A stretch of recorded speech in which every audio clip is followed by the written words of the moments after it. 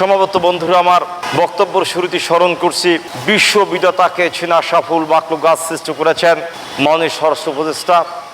আপনি ফেব্রুয়ারির শুরু থেকেই এই বাংলাদেশের প্রদত্ত অঞ্চলে ডেভিল হান্ট অপারেশনের কার্যক্রম শুরু করেছেন। বাংলাদেশের গণমানুষরা আশা করছিলেন যে আপনার এই শাসন আমলে আইন শৃঙ্খলা যে অবনতি ঘটেছেন, মানুষের জানমালের যে নিরাপত্তা নেই, সকল পরিবেশ আপনি এই ডেভিল হান্ট অপারেশনের মধ্য দিয়ে হয়তোবা বাংলাদেশের টেকনাফ থেকে তেঁতুলিয়া এবং রূপসা থেকে পাথুরিয়া জুড়ে সমস্ত সহিংস পরিবেশের ঘটনাকে আপনি কন্ট্রোল করার মতো ক্ষমতা রাখবেন।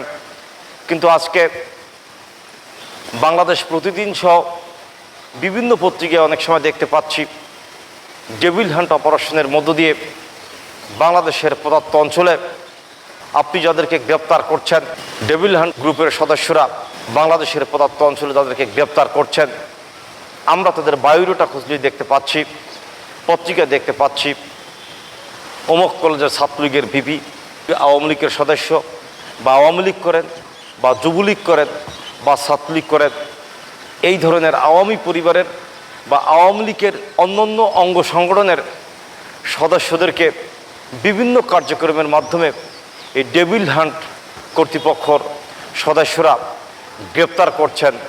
আমরা কিন্তু পত্রপত্রিকায় বিভিন্ন সময় দেখতে পাচ্ছি। আমার বক্তব্যটা হলেন, মাননীয় স্বরাষ্ট্র উপদেষ্টা এবং প্রধান উপদেষ্টা, আপনাদের এই শাসন আমলে ডেভিল হান্টের মধ্য দিয়ে বাংলার প্রদত্ত অঞ্চলে যদি শান্তি শৃঙ্খলা ফিরিয়ে নিয়ে আসতে পারেন, তাহলে হয়তো বা গণমানুষের জানমালের নিরাপত্তার বিঘ্ন ঘটবে না। কিন্তু আজকে আমরা পত্রিকা খুললেই দেখতে পাচ্ছি ডাকাতি হচ্ছে, খুন হচ্ছে, অস্ত্রের লড়াই চলছে, অস্ত্রের সরঞ্জাম চলছে, আবার পাশাপাশি ডেভিল হান্ট তাদের অপারেশন করতে গিয়ে গ্রেপ্তার করছেন। সেক্ষেত্রে দেখছি ছাত্রলীগের এক সভাপতি, ছাত্রলীগের অমুক কলেজের সভাপতি, যুবলীগের অমুক ওয়ার্ডের সভাপতি, যুবলীগের অমুক ইউনিয়নের সভাপতি, আওয়ামী লীগ অঙ্গ সংগঠনের বিভিন্ন নেতাকর্মীদেরকে আপনারা গ্রেপ্তার করছেন। এদিকে পত্রিকায় দেখতে পাচ্ছি ডাকাতি হচ্ছে, মোহাম্মদপুরে ডাকাতি হচ্ছে, চিটাগংয়ে ডাকাতি হচ্ছে, রাজধানীর বিভিন্ন জায়গায় ডাকাতি হচ্ছে, বাংলাদেশের বিভিন্ন অঞ্চলে গাড়ি ডাকাতি হচ্ছে, আর আপনারা গ্রেপ্তার করছেন ছাত্রলীগের, আওয়ামী লীগের, যুবলীগের বিভিন্ন অঙ্গ সংগঠনের নেতৃবৃন্দদেরকে।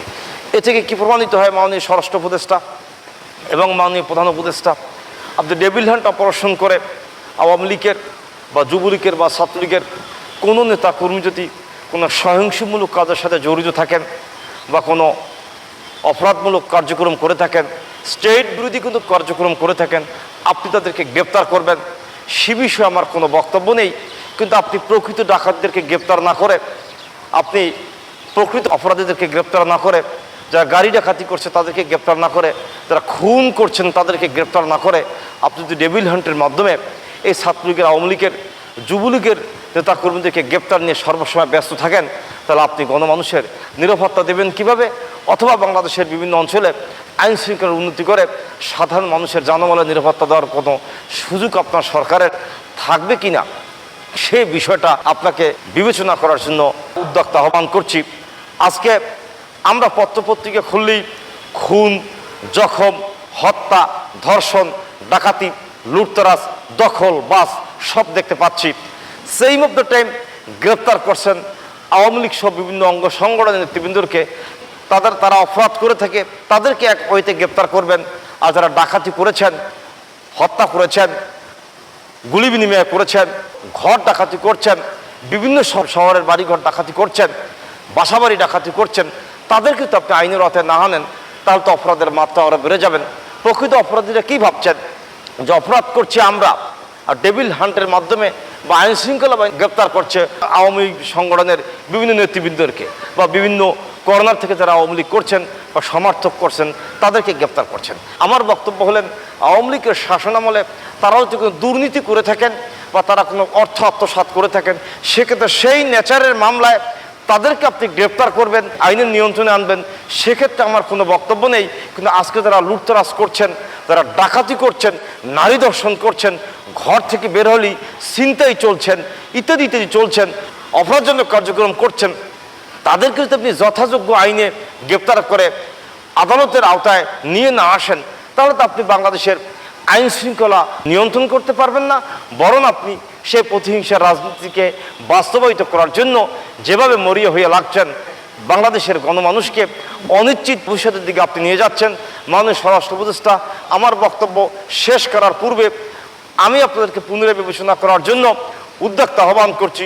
এই বাংলাদেশে প্রকৃত অপরাধীদেরকে গ্রেপ্তার করা হোক, আইন শৃঙ্খলা নিয়ন্ত্রণ করে গণমানুষের নিরাপত্তা দেওয়া হোক, যারা অপরাধ করেছে তাদেরকে গ্রেপ্তার করার জন্য, আইনের আওতায় আনার জন্য এবং দেশের শান্তি শৃঙ্খলা ফিরিয়ে আনার জন্য আমি আপনাদেরকে উদ্যোক্তা আহ্বান করে আমি আমার বক্তব্য শেষ করছি। ধন্যবাদ আপনার সকলকে। সুস্থ থাকবেন, ভালো থাকবেন।